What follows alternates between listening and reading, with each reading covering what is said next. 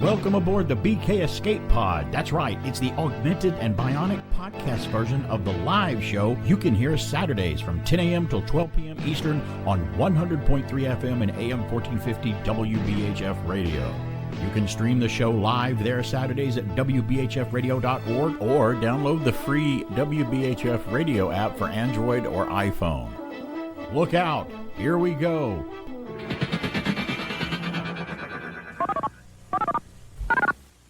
Stand by to receive our transmission.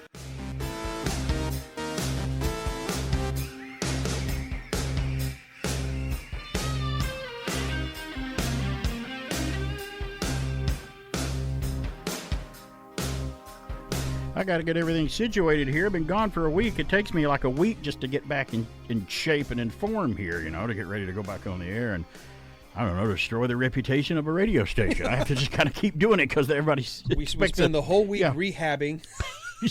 It's like a whole, you know, like some kind of excellence, a strive for excellence, and then they put this weirdo, creepo, nerdo guy on every Saturday. Why do they do that? That's why I lock the door. Hey, good morning. How you doing? Afternoon, night, whatever you're listening to the podcast. It's BK on the air here on AM 1450 and 100.3 FM WBHF. Stream us online at the website WBHFradio.org and many other ways to listen. You know the ways, wink, wink.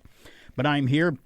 Alan is here with me enjoying a big container of pure sugar. I mean, he's just got this big thing of sugar that's mixed with water and a little bit of cream and stuff, and he's just sucking it through a straw. This would be one of the what do they call these?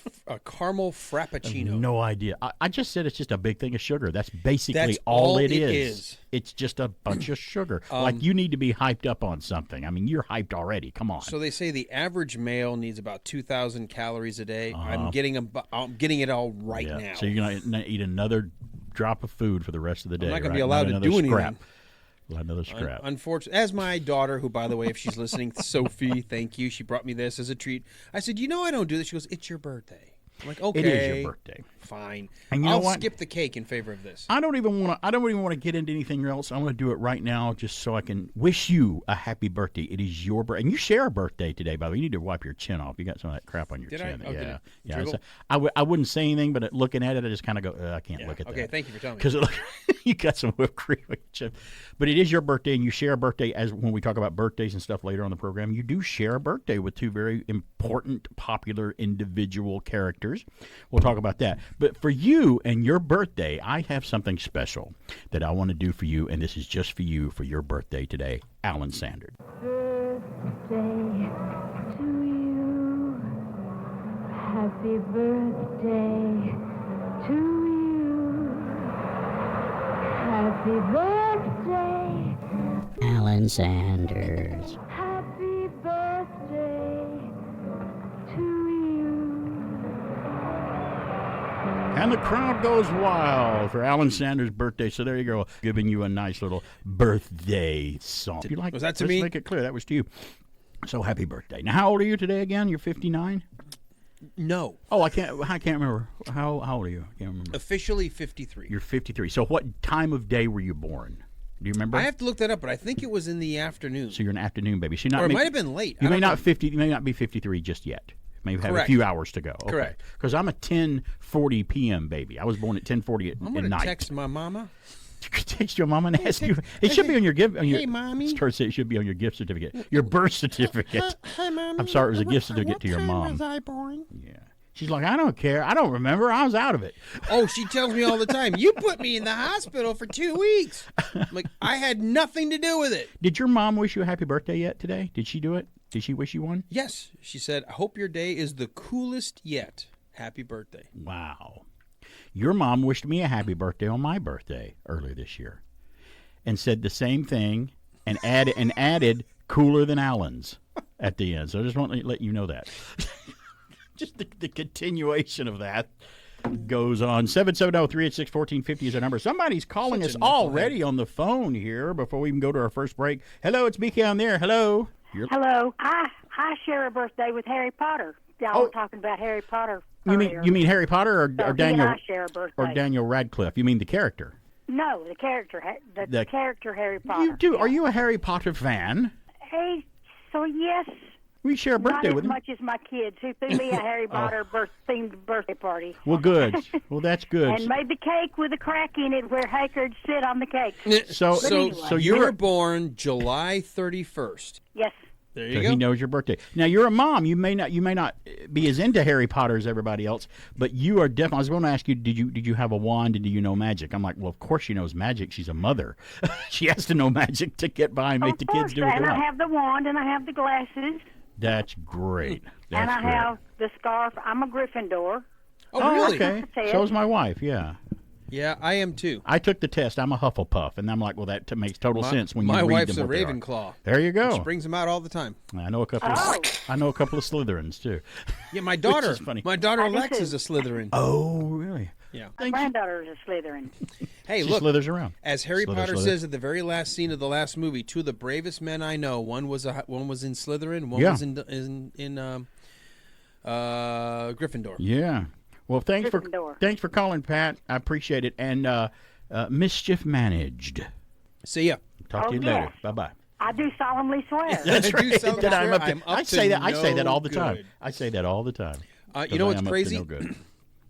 I took the official Harry Potter thing several times. It's always Oh, Gryffindor. the questions. It's yeah. always Yeah, Gryffindor. mine's always My Hufflepuff. wife was like, yeah. "Hey, here's a different one. It's a new website. Yeah. It's like 70 or 60 questions." It went on and on and on. Right.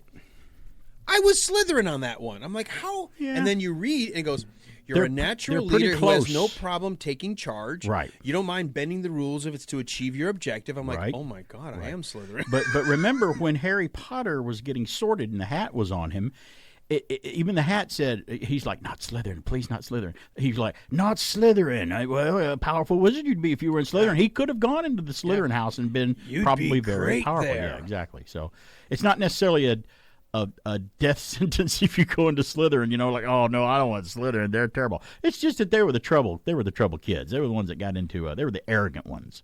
So I could see you be a Slytherin for sure. 100%. You could have been. For Oh, sure. 100%. Better than everybody And walking around. after you finish this cup of sugar that you're drinking, you could be sorted into any house and you wouldn't care after the end of the day today. I'm trying to sip it slowly. You are. I'm gonna have to shoot you with a tranquilizer dart later on today on the I'm going to program. need some so- bread or something to sop up all Yeah. this sugar. That's right. Oh, that's But, what I need, bread. More sugar. Eat the Carb Master bread or something. Try something. Just drink a bunch of water. That's what Goodness I've got some gracious. water. Well, we'll get to the stuff today. It's our pre-Thanksgiving show. It's BK on the air. We're going to hear from Pat McCormack coming back from the Golden Rage of TV. I got a few updates and maybe a correction about The Simpsons coming up.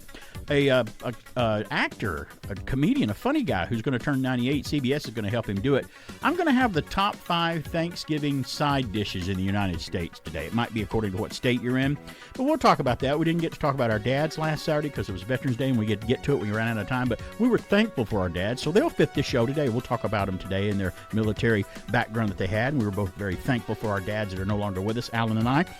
All that, maybe your calls and flash the audience, all kinds of weird and fun, crazy stuff. It's BK on the air. It's what you expect. I'll be right back.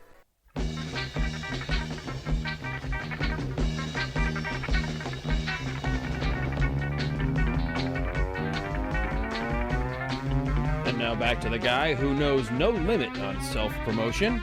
It's BK on the air.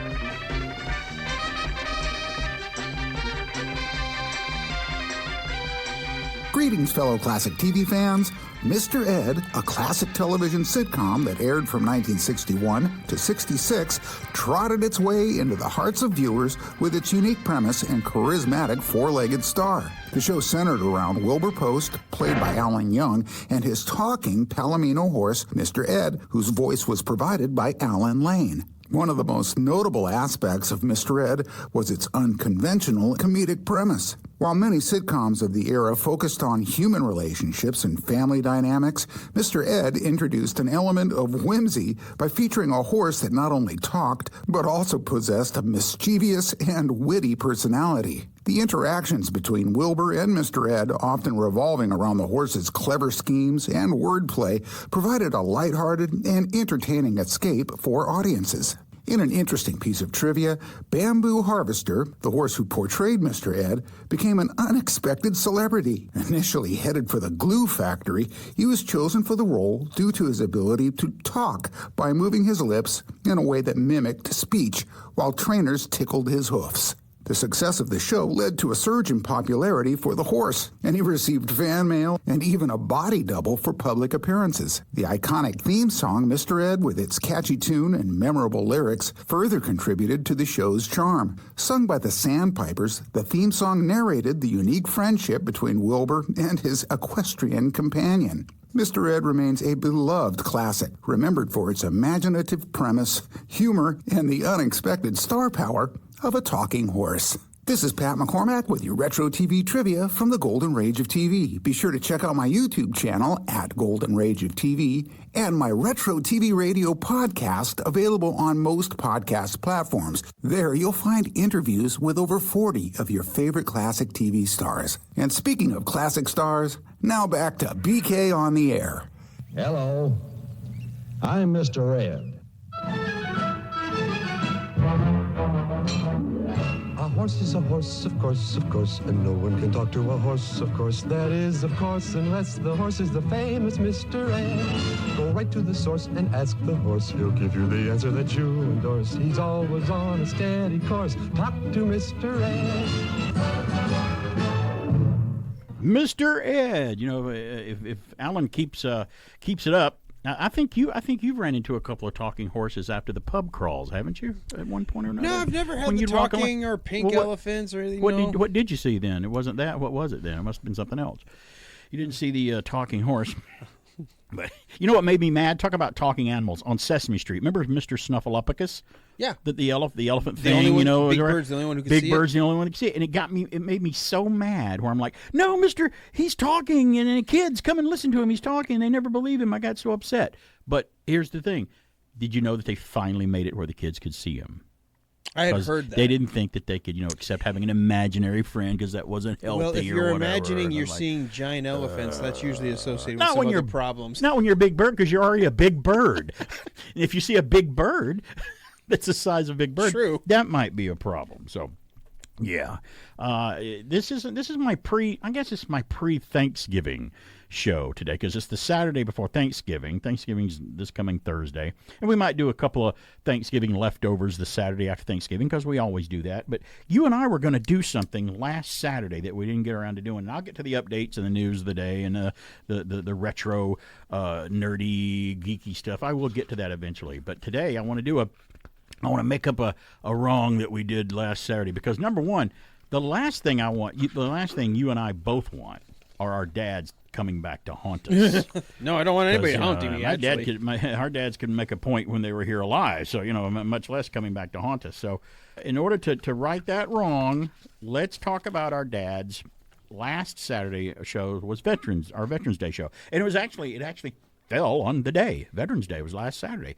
And we talked about our favorite Veterans Day worthy movies and some of the other things. Alan, you were a veteran. I wish you happy Veterans Day because you were in the Navy. The Navy. You went and sailed the 7 seas in the Navy. Yeah.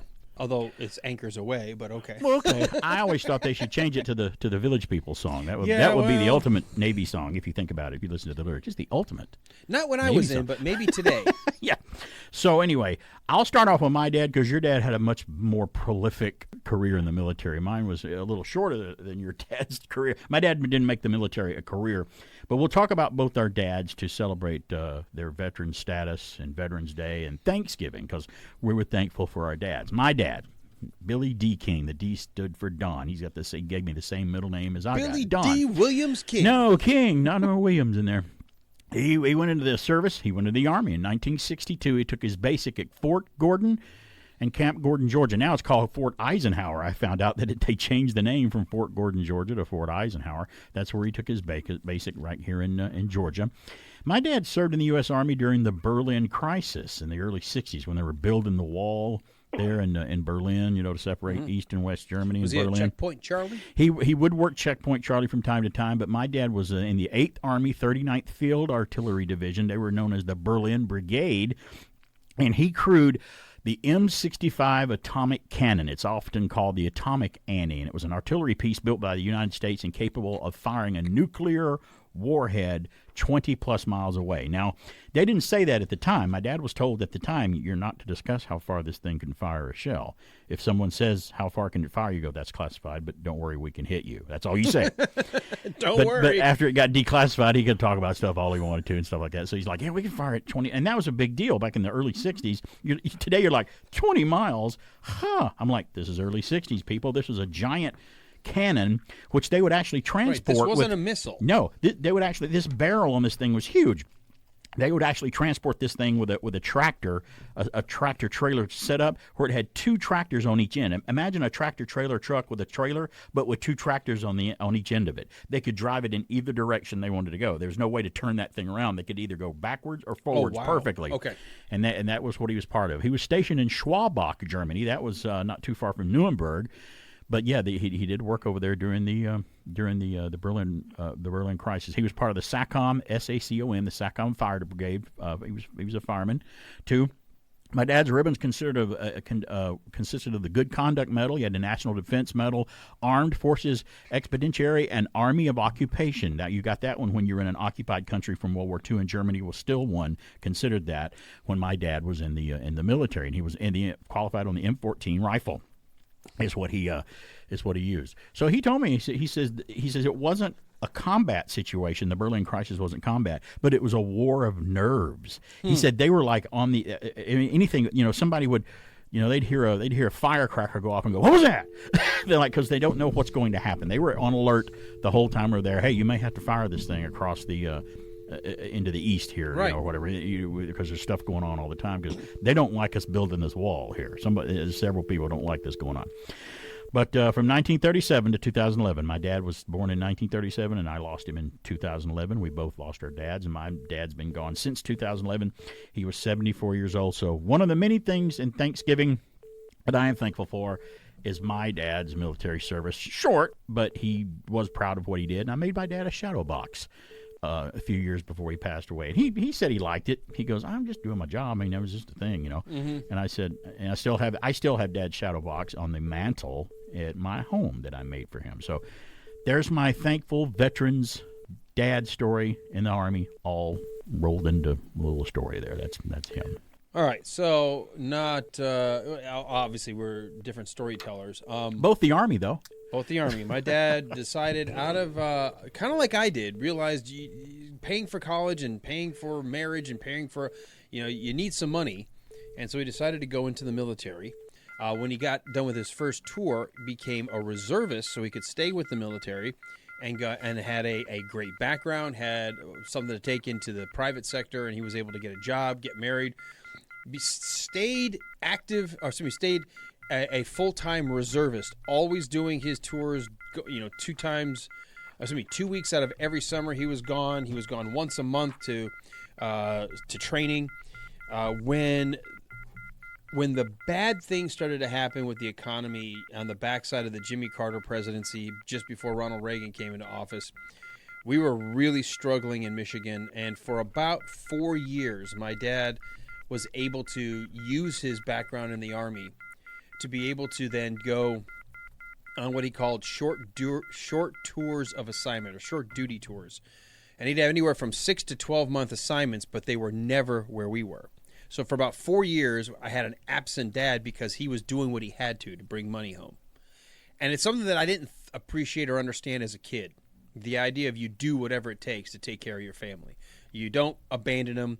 You don't look for the government to do it for you. You don't look for handouts necessarily, although there were a lot of people in the family that were there to step up with either babysitting or hosting or things if we needed it. And you took that into your adulthood, of course. Yeah, of course. 100%.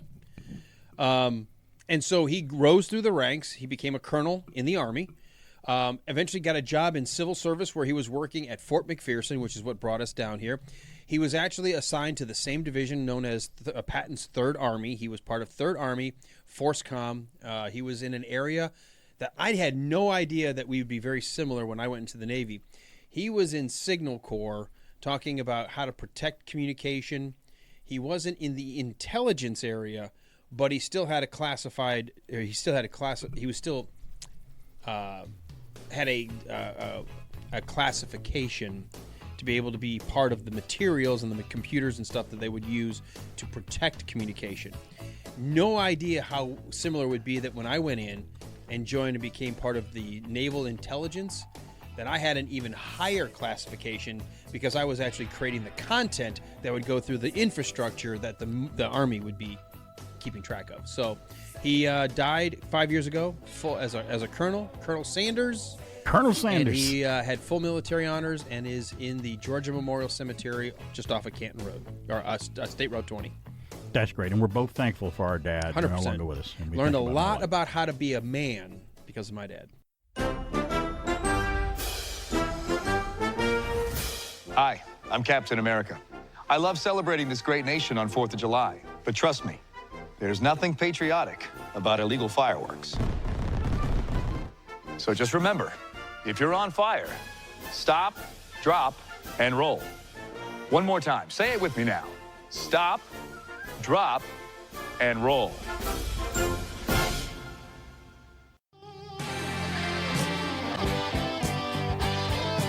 Hey, we're back. It's BK on the air here, having fun. I'm your Retro Radio Rocket Man every Saturday from 10 a.m. till noon.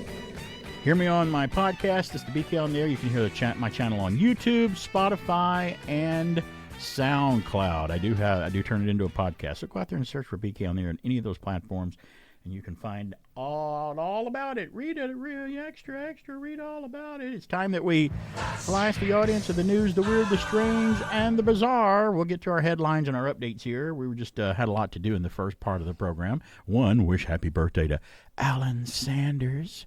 Aww. And we had to talk about our dads because we want to get them in because we didn't get to do it last Saturday, so we did that as well. So now I've got the first news. From UPI, police in British Columbia responded to the reports of a call for help and arrived to find the cries were actually originating from a sad goat. The Quadra Island RCMP said officers responded to a report of someone repeatedly shouting, "Help!" from a ravine, and the person who heard the calls feared that a person had fallen off a cliff. The farm's owner told officers the goat was calling out for her babies. Quote, officers did note on scene that the cries did sound similar to someone yelling for help, the RCMP said. Thankfully, officers confirmed all was well and nobody besides the mama goat were in any kind of distress. Help! It's amazing. The different goats have different sounds, too. Yeah. Just discovered one of ours doesn't have a flutter. Like ours, like the two we had, they go, eh. Like there's a flutter. Mm-hmm. One just goes, eh. Yep. I'm like, what are you doing? And to clarify his statement, Alan has goats. Please help. Now you're doing C-3PO. Well, it sounds like a goat from far away. Yeah, he does. But and let me tell you this: if you're a filmmaker, if you maybe put one screaming goat into your film like once or twice at the beginning and get the joke over with, that's fine. Because that joke is so old now. Those videos are so old. But if you decide to put it 5 or 6 times in your Marvel movie, it's not going to be that funny. It's going to be annoying. It's like the spit take. It's funny once. Right. But only do it one time. After that, you're just milking it. I saw a stage play once where they did a spit take 4 times within 5 minutes. I'm like, at this point, you make the audience mad and making them wet. That's not going to work. By the way, yeah, it's the Marvel filmmakers that message was to. By the way, can I just tell you, Pat McCormack, there's just something not right with him. What's wrong with Pat? I'm just going to tell you. Oh, did he text you a message? Yes. So you won't text me because you know I'm on the air, and I know that because I can't read it when I'm on the air. But yeah, tell me at the break because I will. What's been going on with him lately? It won't surprise. It might. I don't know. Maybe it will, but it won't surprise me with him. With what he's been getting away with lately. Yeah. I may get a text now. I'm going to tell him. So, I do draw a line at certain elements of. Okay. Good. Please just let me know what it is at the break. And we'll do I got the next news. Oh, I said flash.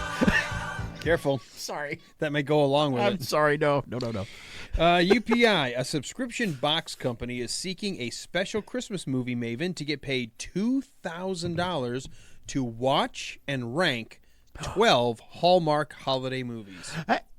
It's Hallmark. Yeah. So, okay. All right. I thought there was I guess there's a lot of movies, but there's just one story. on Hallmark Channel. They Yeah. just tell the Yeah. same thing over and over and over. Exactly. Different cast, different director, maybe. Yeah. It has something to do with someone coming home from having separated from far away, some turmoil And they've brings them lost together. something. Then they give a suddenly new there's- romance pops You up. think that they're going and- to get together, then they get angry with That's one right. another, but then at the same time they need to resolve the reason why they came there, and it gets them saved. And at the the new end, person they there's- get a relationship, they'll have a crisis toward the end. They may break up too, but they resolve it in the end, and everything's fine and then dandy. and then it snows and the Christmas lights come on. That's right. And then the credits roll, and you're so happy. And it feels so good. That's Same it. movie. That's it. Can we just get paid the money now after just saying that? Yes, we should. According to this, a Why Bloomsy read the box rest of said that the chosen candidate will also receive an ample supply of Ghirardelli hot cocoa. I think that's And Ghirardelli. isn't it? Ghirardelli, Yeah, I think so. Ghirardelli, I yeah, think so. the But they expensive might- San both of them, Francisco chocolate. That's what it is, yeah. 2 pairs of fuzzy socks to guarantee a cozy watching experience. The film fan will be asked to rank each movie by criteria including festivity factor, predictability quotient, chemistry check, tearjerker test, and replay value. I think what they mean is rewatchability. I think you and I just proved that we can do it without watching them. The movies chosen for the experiment are too many. In addition to the $2,000 payment, Yeah, the there were too chosen many. candidate will also receive a 12-month Flower Box subscription. Applications are open from now through December the 3rd. Okay, hold on. Let me see that. So, get paid $2,000 to watch and rank 12 Hallmark holiday movies. Let me think. The hardest part is how do you rank 12 movies that have the same plot? I'm going to decide right now. $2,000. I ain't doing it for $2,000. Not to watch 12 Hallmark movies. It would have to be a whole lot more than that, because I can't do it. I just found out I'm still only 52. Yeah, I got the next news. My mom said it was sometime after 1. I can't Oh, that's remember. your date, your time of. So okay. I'm still only 52. You're an afternoon baby. I was a nighttime. Maybe that's why I like being up at night a lot. From UPI, an online marketplace for pet owners released its annual list of the most popular dog names. Now, Al and I are big dog fans. That's why I printed this out. With the names Charlie and Luna topping the list for male and female dogs, respectively. The rest of the top 10 male dog names on Rover's 11th annual most popular pet names were the following: Max, Cooper, Milo, Buddy, Reddy, Rocky, Bear, Leo, and Duke.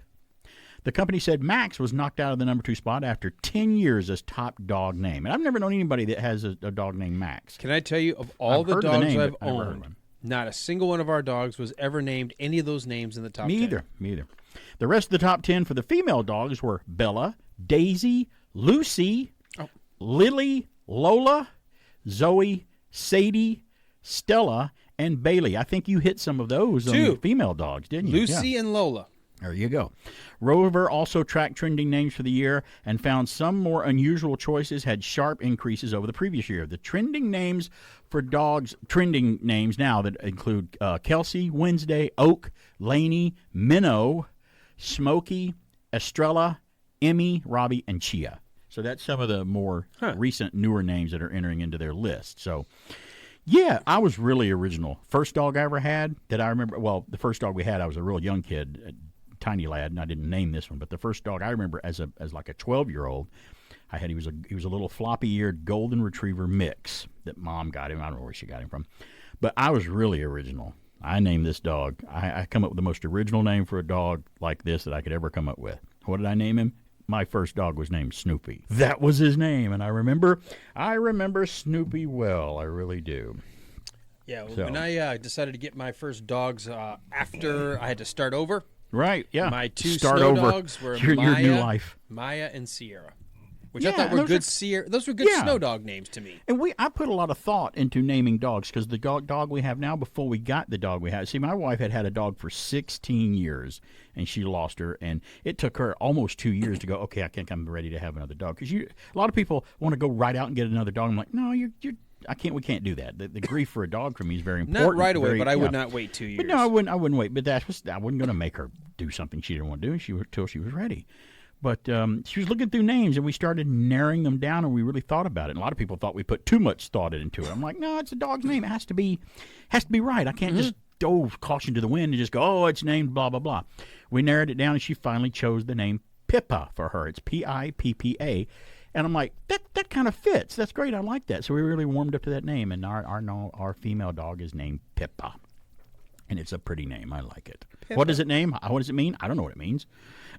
It is a name, though. I've heard the name before. It was the sister of the dog that got eaten in Jaws. Pipit. He was Pipit, right? Right. And So then this is Pipit and Pippa. Okay. They were brother and Thanks sister. for bringing me down. That's terrible. Don't take it to the ocean. Don't bring me down. You just brought me down, man. All right, I've got the. I don't think you're going to have time for it. I won't. But that's okay. We've only got about 10 seconds It's a very left. short one. Okay. I don't think you're going to have time for it. Oh, I didn't hear anything playing in the background. Yeah, it will. That was amazing. I know exactly. Like, it's in my head. I it's know when the just breaks are coming. like magic. Yeah. I don't need a computer to tell me when I'm going to break. I just know when it's about. I feel a spider sense in my brain. It's really cool. Oh, look at that countdown clock. I love that thing. It's PK on the air. We're going to take a break. We got, one or two news flashes Two more left? to go. Yeah, 2 more to go when we come back, and then we'll get to some important updates. There's a lot going on in the world, but I cover the other stuff, not the serious stuff. I'm trying to take you away from that and give you a break. It's BK on the air.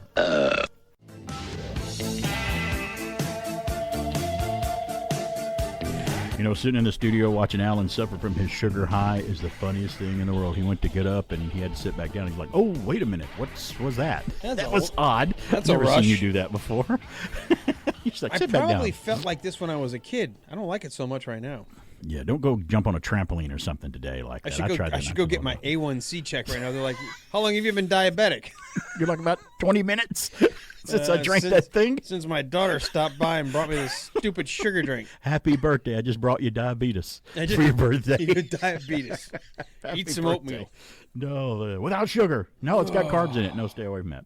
And now I was also on the false assumption that and I had kids that were friends of mine growing up, and I'm like, "Oh, you have diabetes? What is that?" And then he explained it to me. I'm like, "Oh, okay. Well, you just can't eat sugar and stuff. That's nice, but you can eat everything else." They're like, "No, I really can't eat anything with carbohydrates in it because they turn into sugar." And I'm like, "Wait, it's not sweet though." I said, "Why? If you eat mashed potatoes, that's not sugary." And he's like, "That's got nothing to do with it." These little kids were educated on it because they had to be, and I wasn't. I didn't know that if it didn't taste sweet, you still can't eat it because it will turn into sugar. Yep. And you can't drink alcohol either. But, you know, how many elementary kids did I have to stop from drinking alcohol when I was a kid growing up? A couple, but we don't want to get into that.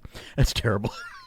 I gotta tell you, we were talking to some of the folks this past week because one of the days was National World Diabetes Awareness That's Day. right. Yeah, it just went by. And I was talking, and they're like, "Well, one of the things we tell them is, you have to cut back. If you become diabetic, you can't have alcohol." I'm like, then I need to make sure I do whatever I need to do now to not become diabetic. Something would tell me if you came a diabetic, you'd just throw caution to the wind and go, forget it. I don't care. I'd be You're like, not telling me what to do. I'll I'm eat. just going to die.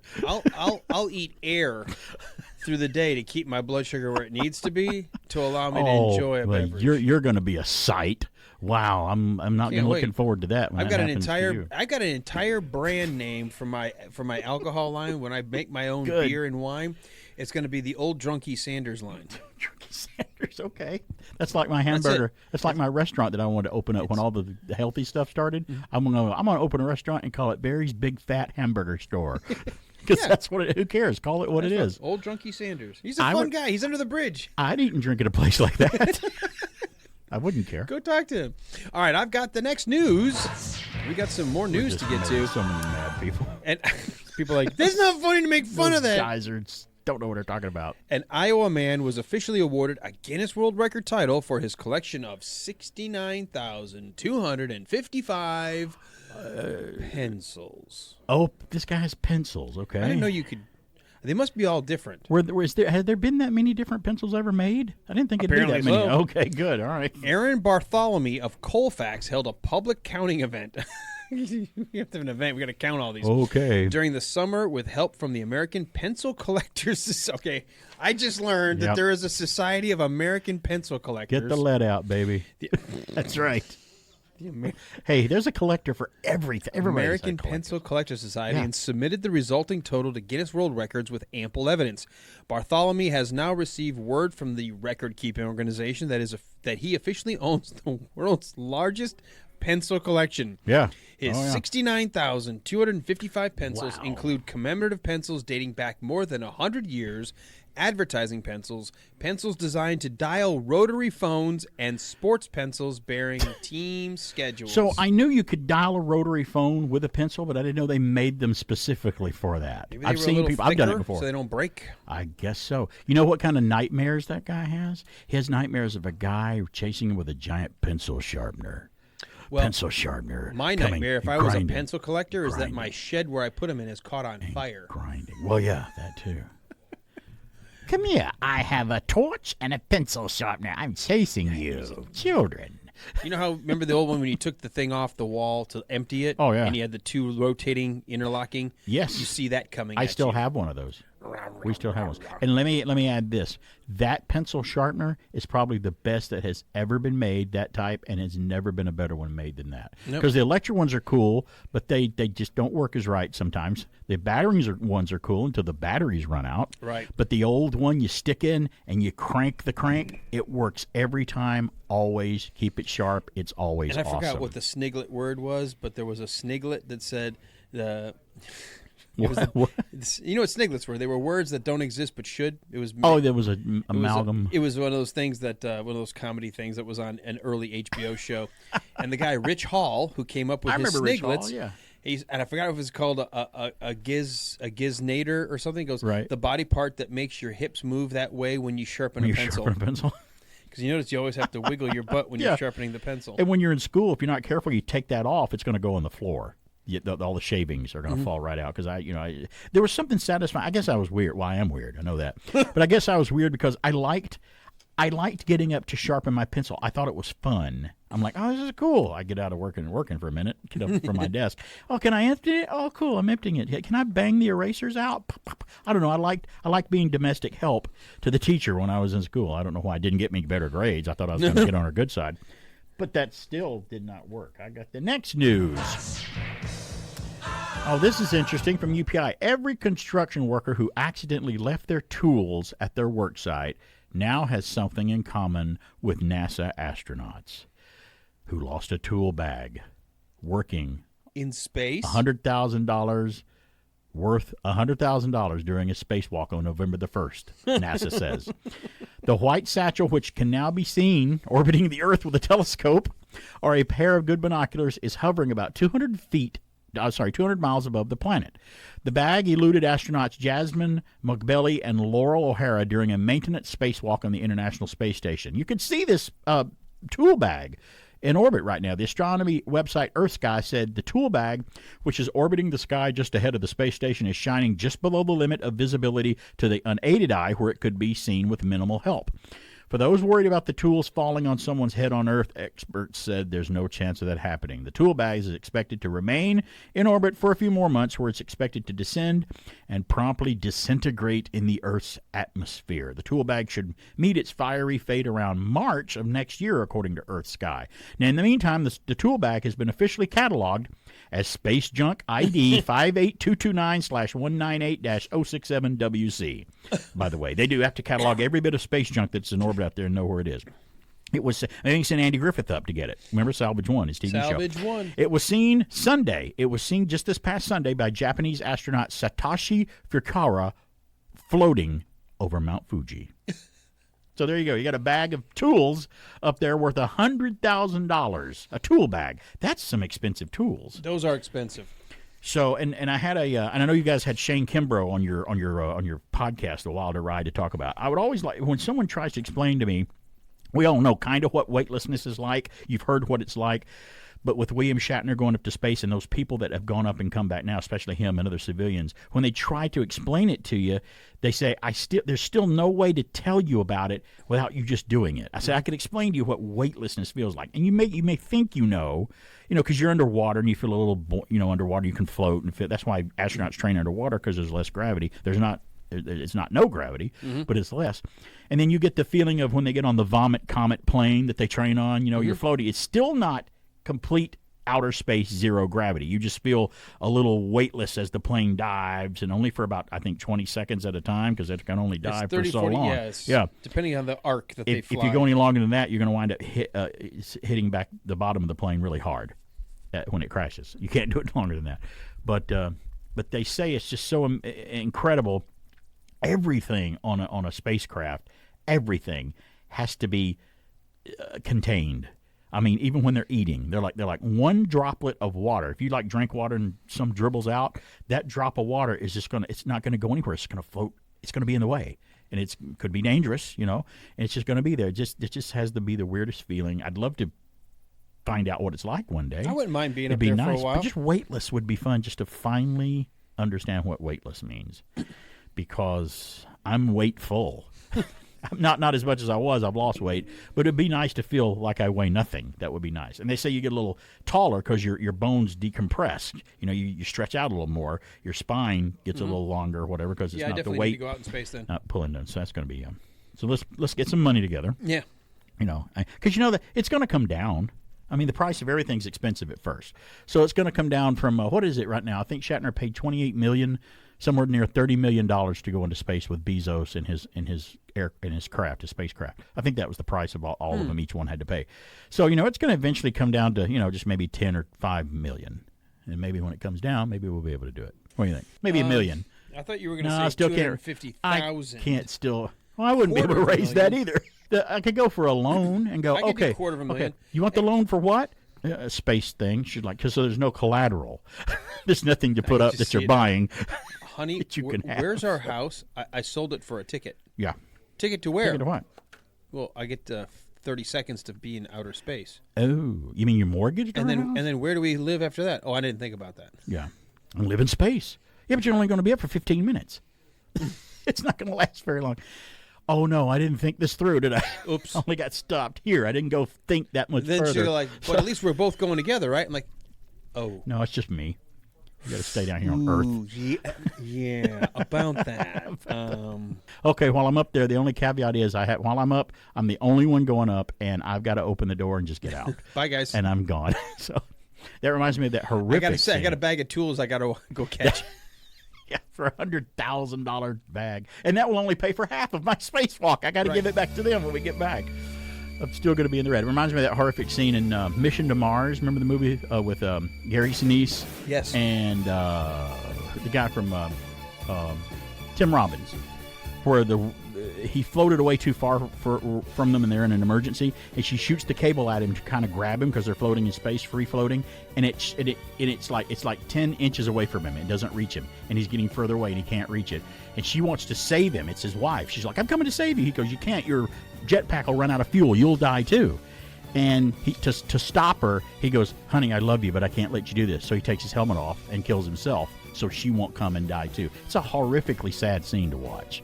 If you remember that movie that well, but it's a horrible scene. Why did that remind me? We're talking about space, and it just got me off on that. Thanks so. for bringing us down, I'm man. sorry. Happy Talk about birthday! Happy bringing me birthday! down. Happy birthday! You look a little older too, by the way. Feel haggard. It's BK on the air. Hey, shut up. Hey, we're back. It's PK on the air here on AM 1450 and 100.3 FM WBHF. We're talking Thanksgiving, what we're thankful for. We talked about our dads. I got some Thanksgiving. I want to tell you what's the most popular side dish for Thanksgiving in the United States. I mean, everybody knows the debate about turkey or ham or chicken or barbecue or lasagna, whatever you have on Thanksgiving. Some people do have those things as well.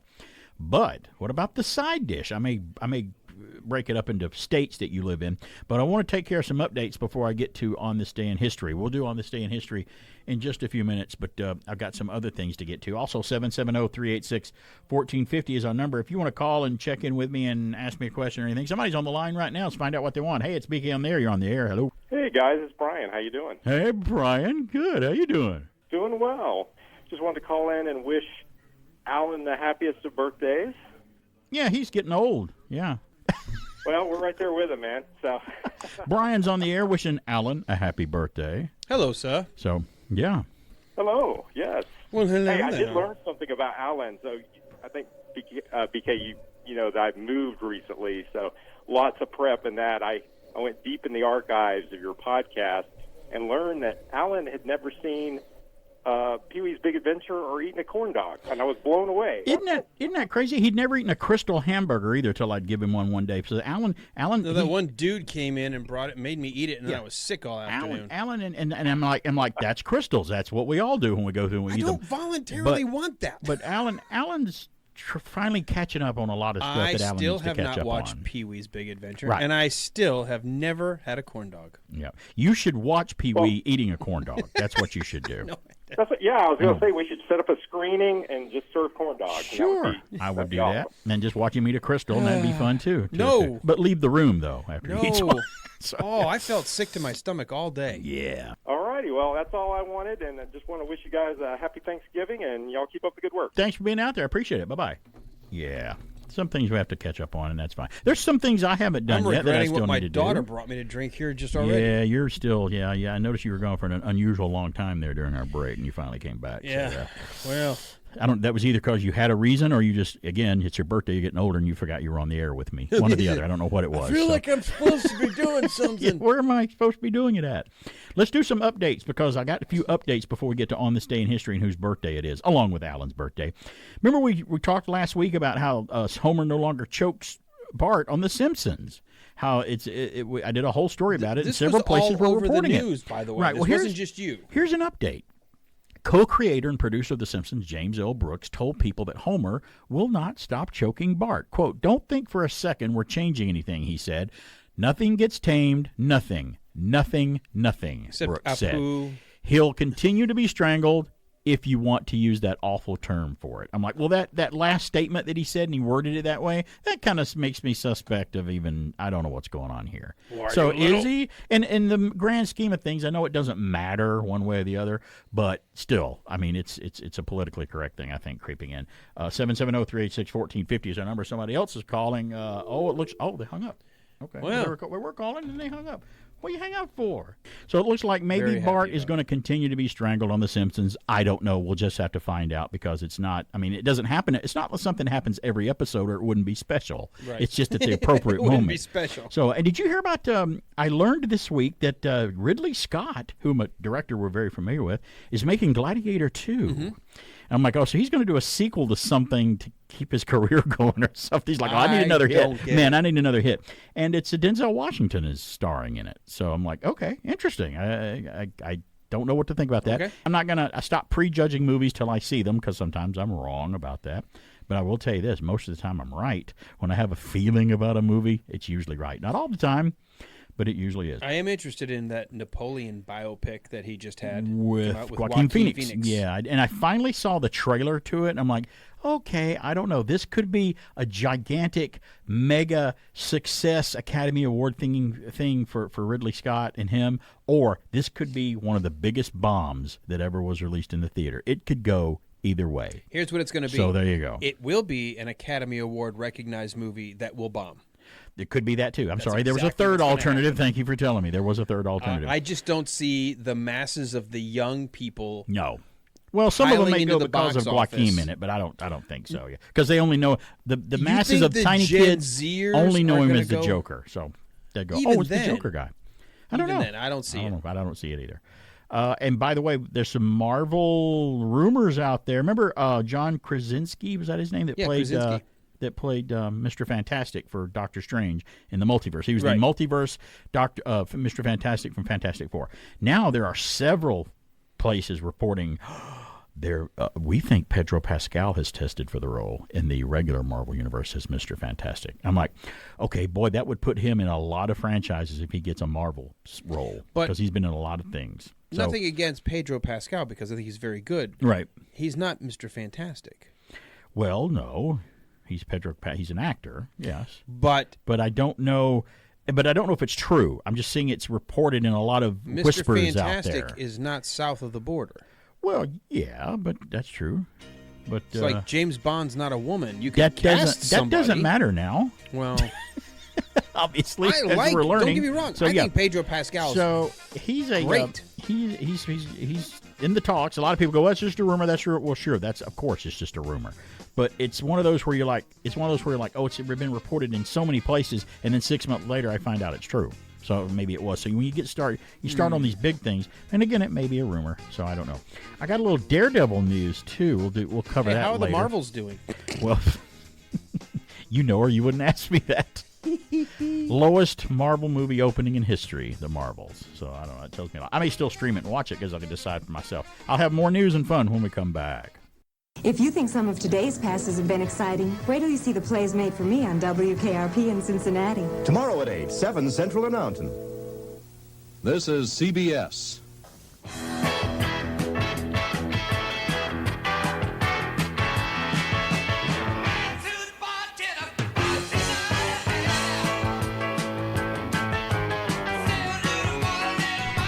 Point it out, Alan. You want to point out something right now? I love this. I have this time. propensity of looking at the time when it's my birthday time. It's 11:18 here on November the 18th.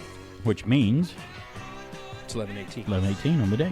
On the day. And you officially turn your age what time today? My mom, according to her, 110. At 110, you will turn how old? 53. 53. Boy. And my wife was like, "Could you start acting?" Wow. And I said, "No." What does a 53-year-old act like? Apparently not me. I don't know. Apparently I'm 57. I don't know if I act the age of, quote, "You're embarrassing me in public." Well, I do that too. That's whatever age that is. That's the age I am. And right you now. and I don't embarrass each other when you and I are in public because we both act the same goofy Generally way, so it speaking, doesn't really matter, right? The other thing is neither one of us really cares about what the public thinks. No, and boy, when I finally didn't care. Now, I don't go out of my way to make people mad and doing stuff, but I don't. If you don't like me and I can think of nothing that I did to you or you're doing something I don't like, I don't care anymore. That used to bug the heck out of me. Did it used to bug you? Yeah, sometimes? like why don't you like me? No. What did I do? Lost. Now, if I did something to you that was horrible, which I don't do, I could understand. But if I didn't do anything to you and you don't like me, you hate me, or you got a problem with me, I don't know what to tell you. Well, let's do a little on this day in history. We'll get back to the updates because I do have an update. I want to know what happened on this day in history. You know one of the things. I have a vested interest. But you know what? You have a lot in common with some things coming up because it is your birthday. Let's go back to 1963. I'm going to play something that has something to do with what happened on 1963. What are you doing? There she goes. What? Hey, so what are you doing? I'm making a phone call. Oh, it's our new touch-tone phone. Haven't you ever seen one? Yeah. Oh, here, listen. Come on. Ron, you'd like it. All you have to do is tap out the number. It's much faster. Hey, have you heard this? No. Here, come on, listen. This is Touch-Tone service, the newest, fastest way to make a phone call. It's available now to most customers in Chicago and the suburbs, and will be extended to other customers as quickly as facilities are available.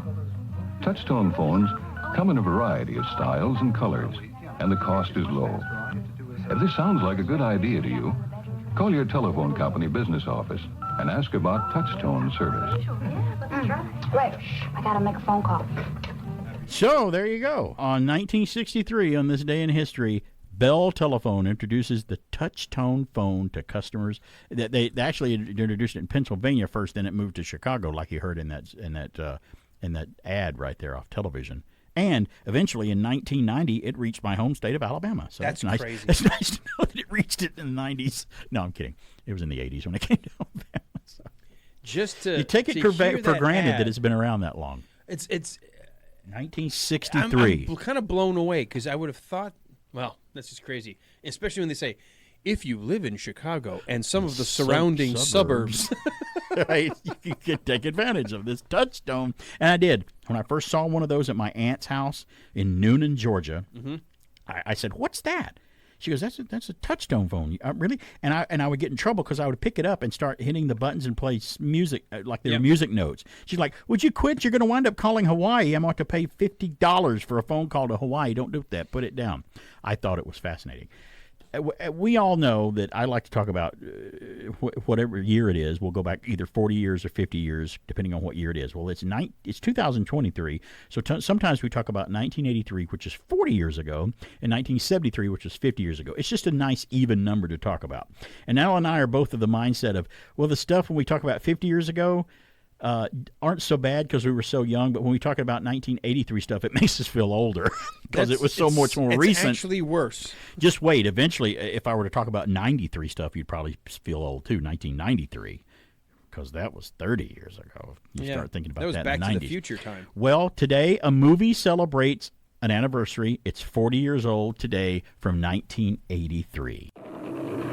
In this modern age, too many people have lost sight of the true meaning of Christmas. Ho, ho, ho. So now, in the spirit of the original, traditional American Christmas, MGM presents the movie that sends up Santa Claus. Mom, hush! Shut up, Ralphie! A Christmas Story, rated PG. Starts Friday at select area theaters. Yes, A Christmas Story, directed by Bob Clark.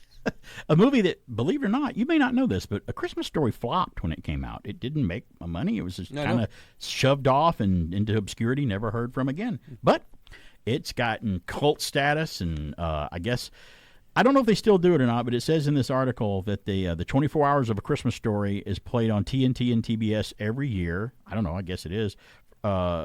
Christmas Eve and Christmas Day. So maybe they still do it. I don't know. Somebody else may know, but I don't know. Two more anniversaries today. A music anniversary. Number one on the Billboard chart in 1983, 40 years ago, was by Lionel Richie.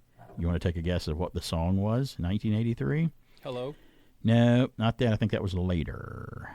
But this was another one of his big hits. It's called All Night Long. All Night Long.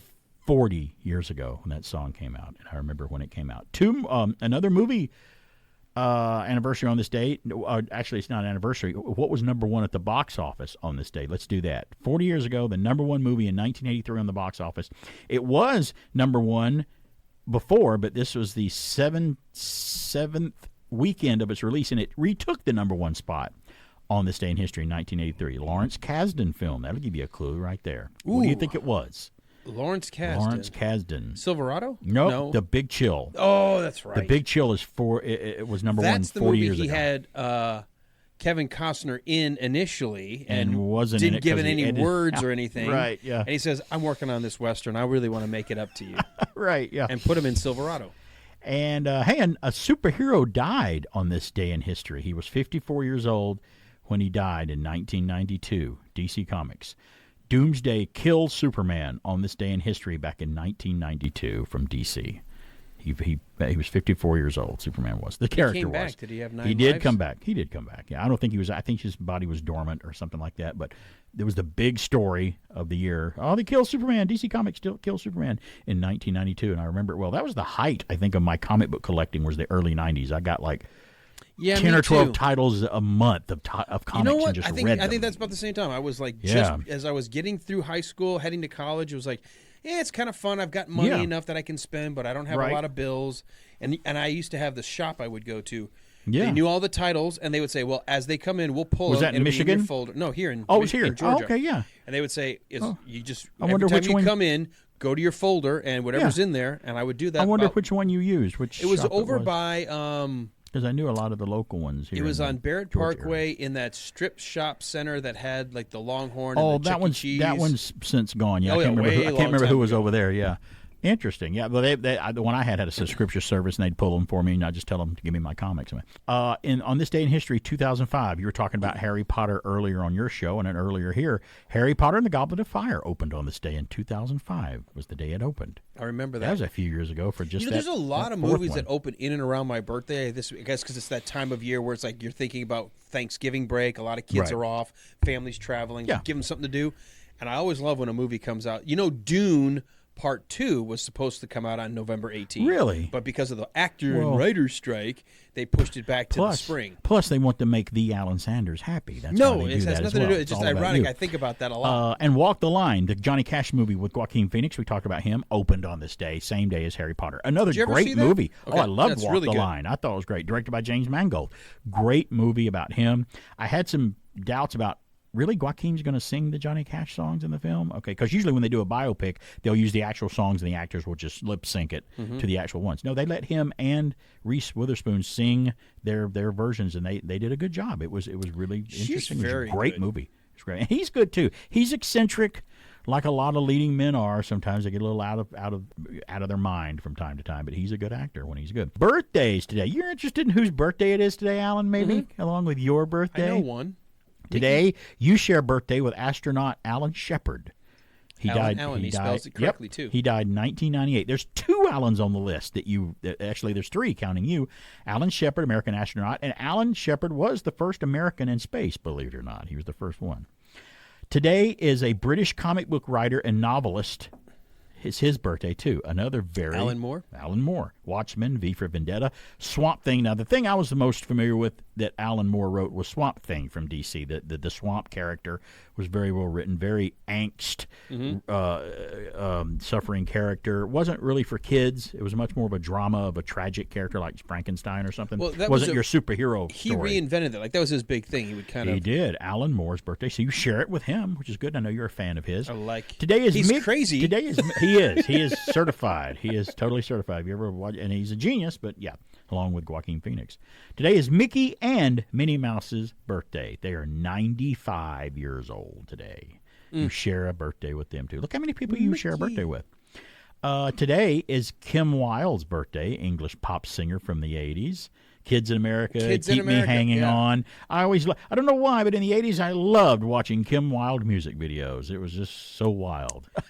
For some reason, quite put my finger on it. I couldn't either. And today is talk about Loki and Marvel. Today is Owen Wilson's birthday today. He is 55. Another actor I never cared for. Even on Loki, I'm like, he's just, I don't know what it is about his acting style, but it bugs me a little bit. It's better in Loki. He is a little better because it suits his character. Plus, he's not trying to take every scene for himself. By the way, I'm watching Loki. I saw the first episode, and I suffered through the second episode because I suffered. I'm sorry, I'm just got to put it out there because it's my opinion, and what's my opinion worth? Probably nothing. I think Jonathan Majors is one of the worst actors in Hollywood right now. Now, granted, I've only seen him in one thing. Dang. I haven't seen him in anything else. I haven't seen him in Creed or anything else. But his portrayal of whatever variant of Kang he's doing gets on my every nerve when I'm watching it, and I almost like to have to just walk out of the room because it's just so uninteresting, uninspiring, and just bad. And just he's trying to be funny and quippy and interesting and quirky. It does not work for me, whatever variant he's doing it. I don't like it. And today, of course, since it's his birthday, it's Mickey Mouse Day, and today is Apple Cider Day. Today, man, did I used to love to drink apple cider when There's a difference between cider and apple juice. Just too much sugar in it, those what things speak down there. Oh, you bastards! Why are you torturing me like this? Why? Thanksgiving Day is upon us. I haven't finished eating my Halloween candy. The guests will be here pretty soon. Hi, Chuck. Please get ready to help serve them. This is going to be the biggest bash of the year.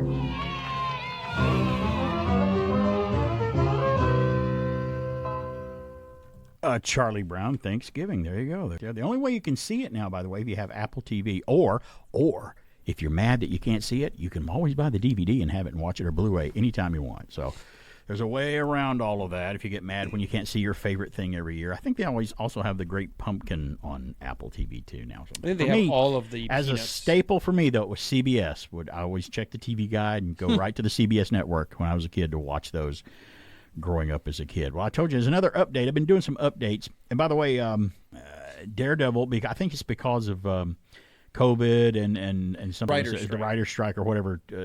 First it was the writers, then the actors' strike, because the actors like, let's have a COVID strike, shall we? A Daredevil update. Now, let me tell you this. When people ask me, what's my favorite TV Marvel-produced thing that ever came on a streaming service television atmosphere? For me, it was Daredevil on Netflix. Daredevil's on Disney Plus now because it's part of MCU and they have it to see on Disney Plus.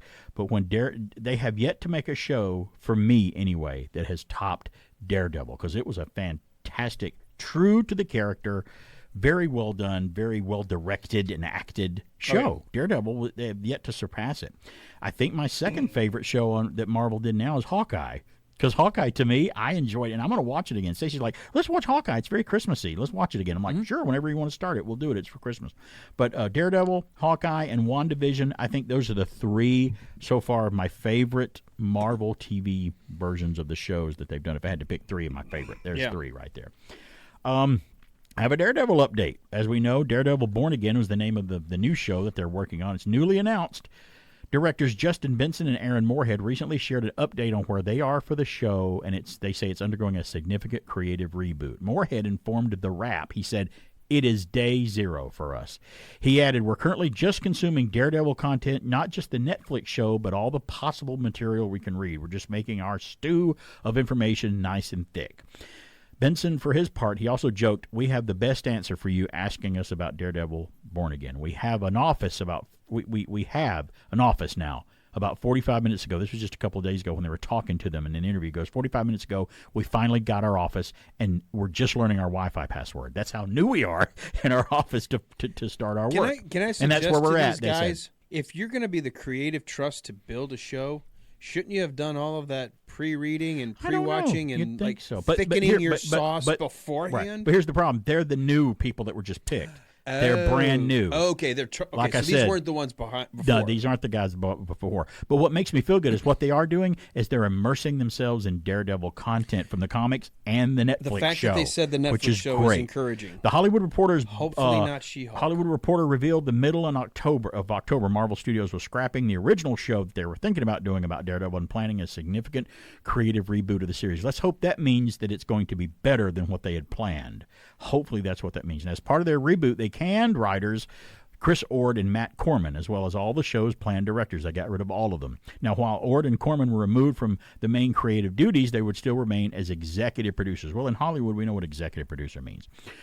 Mostly. I mean, when you see a movie coming on and it says the Star Trek films that came out after the motion picture, it said executive producer Gene Roddenberry. What that meant was he created Star Trek, and they went to him and go, hey, we have a great idea bringing Khan back, Gene. What do you think? And whether he said yes or no, if he said yes, it's like, oh, good, you're on board. You like the idea. Oh, you don't like that we're doing it? Too bad. We're doing it anyway. That's what executive producer means. It's just a title. Now, along with the announcement that they were scrapping and rebooting Daredevil Born Again, Marvel Studios' head of streaming, television, and animation, Brad Winderbaum, revealed that the company was restructuring its TV division altogether.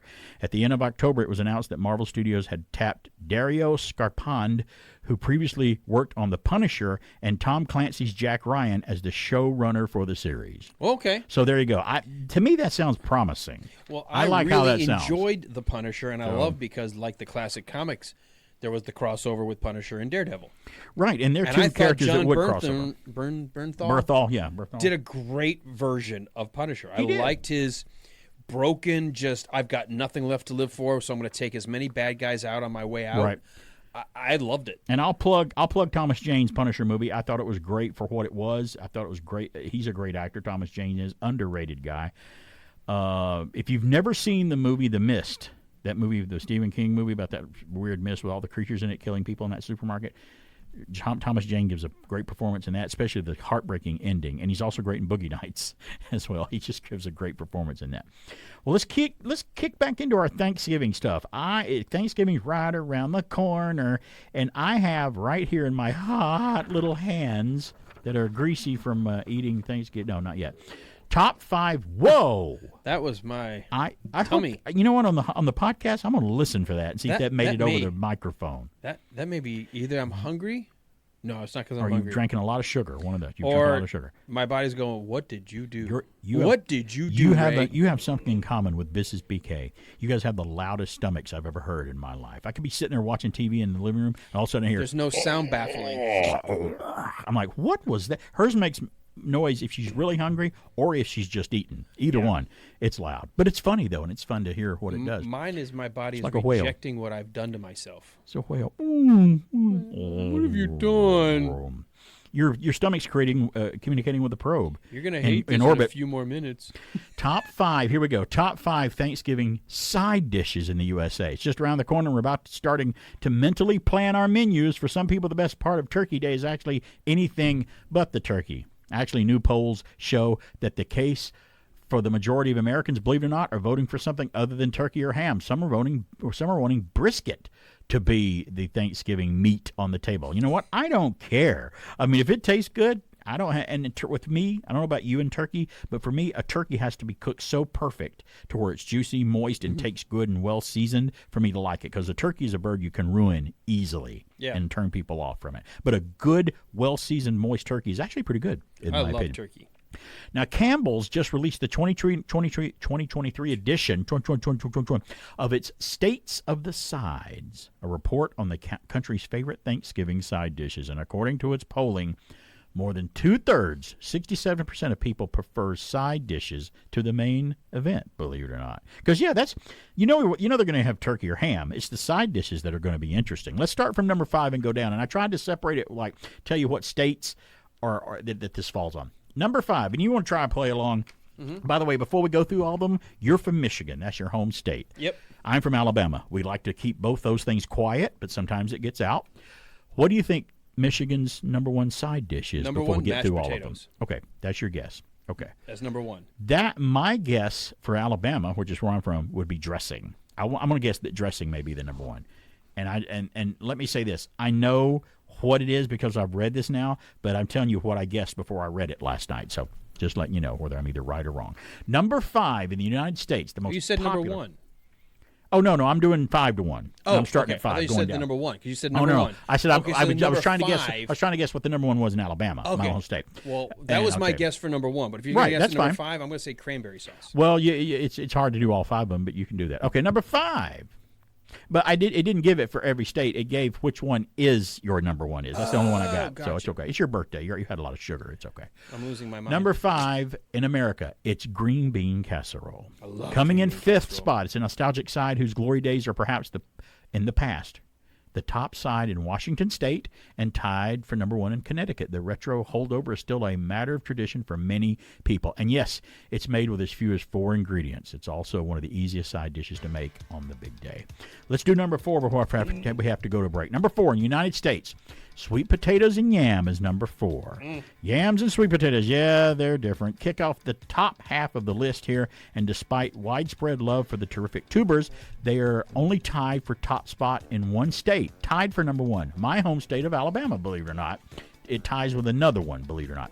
Now, on Turkey Day, the root vegetable sparks a bit of controversy to marshmallow or not to marshmallow. To marshmallow. So much so that many Thanksgiving spreads there have 2 versions of the dish, one with and one without. Now, see, I go to Thanksgiving celebrations will have 2 versions of dressing, one made with oyster, one made the other way. So I'm like, an oyster base for stuffing? I don't know about that. Wrong, sir. Wrong. Remember, Harry, it's Marion's first holiday turkey, not a word if it's dry. It's her first turkey. It won't be juicy. What they don't know is Marion's first turkey is America's first turkey, Butterball. It's always juicy because it's specially deep basted, so every slice is moist and tender. Juicy turkey, Marion. I knew it would be. After all, it's Butterball, also available fresh. We're Beatrice.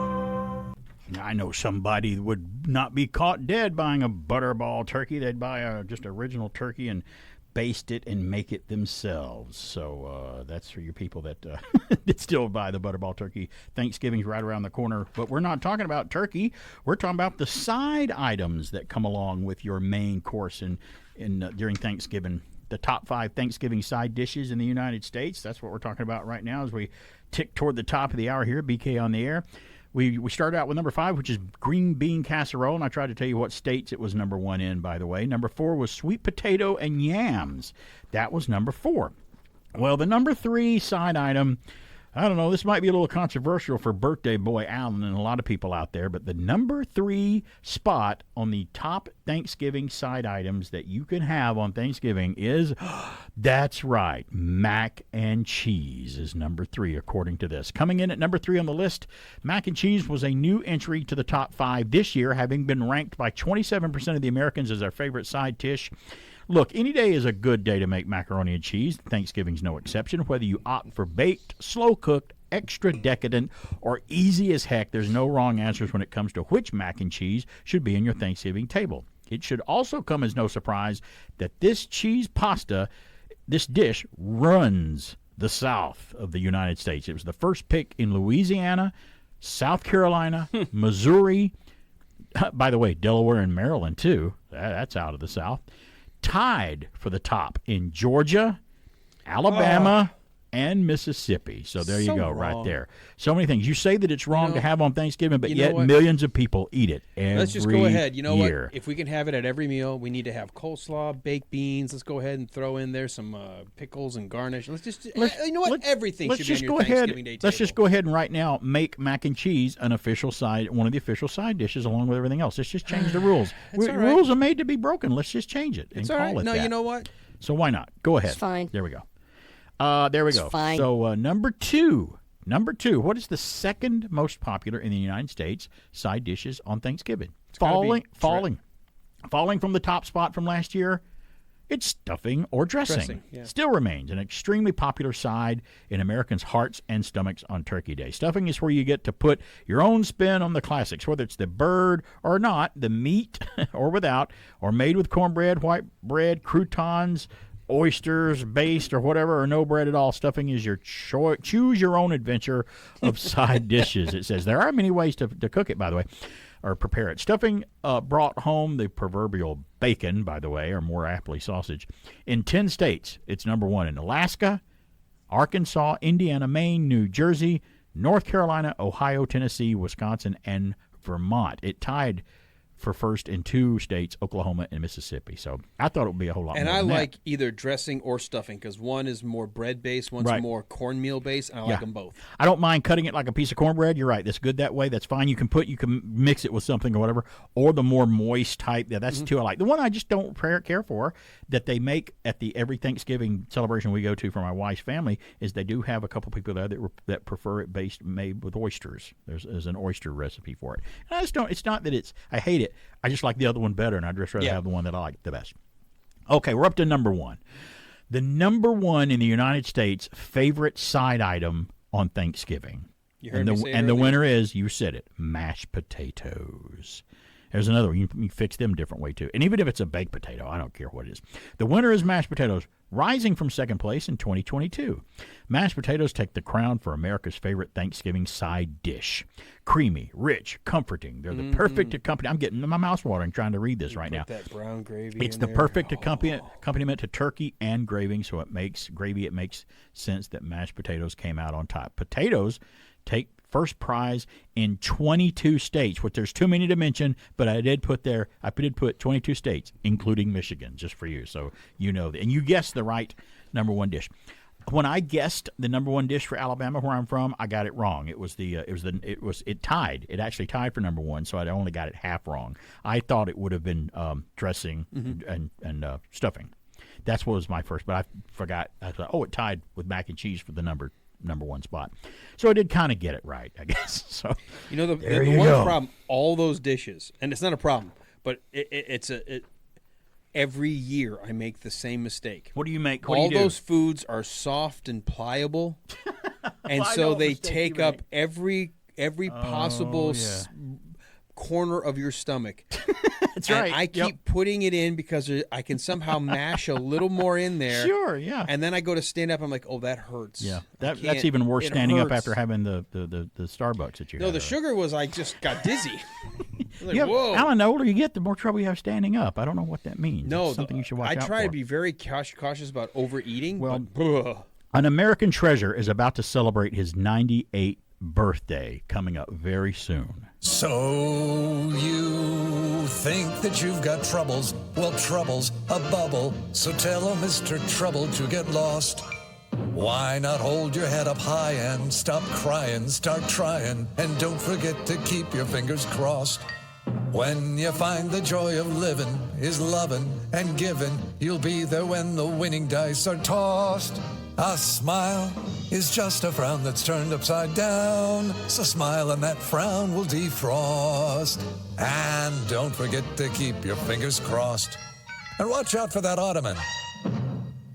Yeah, there you go. A lot of people didn't know the Dick Van Dyke Show had lyrics to it, but it did. That's thanks to MeTV right there, the lyrics. Dick Van Dyke, his 98th birthday is coming up very soon, and CBS is going to help him do it, just like they helped Carol Burnett, I think, last year or earlier this year, celebrate her birthday. This is from TV Insider.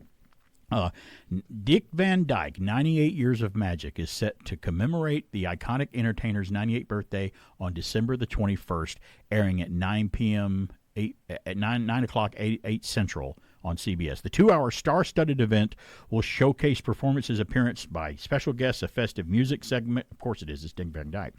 And include footage from Dick Van Dyke's classic films such as Mary Poppins, Bye Bye Birdie, and Chitty Chitty Bang Bang.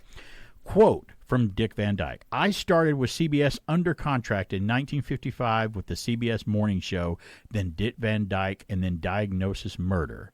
I've been with the CBS family for 70 years and couldn't be prouder. I'm incredibly honored that CBS will throw me a 98th birthday special. Can't wait to be a part of the show, unquote, from Dick Van Dyke himself. Another career that is legendary, and when I say he's a national treasure, I ain't lying, because he is one. And you know it as well as I do. That dude has been in part of my childhood and all of my memories. A lot of growing people's up. childhoods. Yeah. So, and I remember when he did Diagnosis Murder, my mom loved that show. Oh, did she watch Diagnosis Murder? She liked all those kinds of things growing up, you know, the Columbos and the... Did she watch Matlock with Andy loved Griffith? Matlock, loved Quincy Jones, loved Barnaby Jones. Quincy Jones.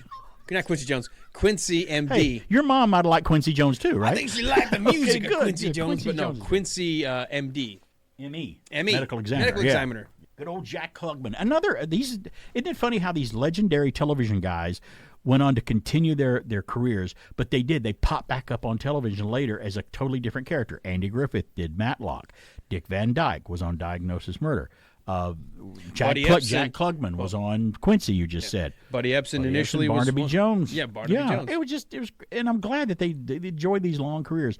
But there's nothing, if someone has said something, I have not heard it. But I have not heard one cross negative thing from an interviewer or anybody talking about Dick Van Dyke that was negative. I never heard anybody come on and go, oh yeah, Dick Van Dyke was horrible on the set. He was terrible. We couldn't stand him on the movie. He was terrible to get along with. Buddy, you got that kind of reputation? That's amazing, because it must be genuine then. It can't be manufactured, because he's great. I do remember, though, that, believe it or not, he's one of those people, which means it can affect anybody. Dick Van Dyke at one point was an alcoholic while he was working, and he said it was a problem. But you never would have known it.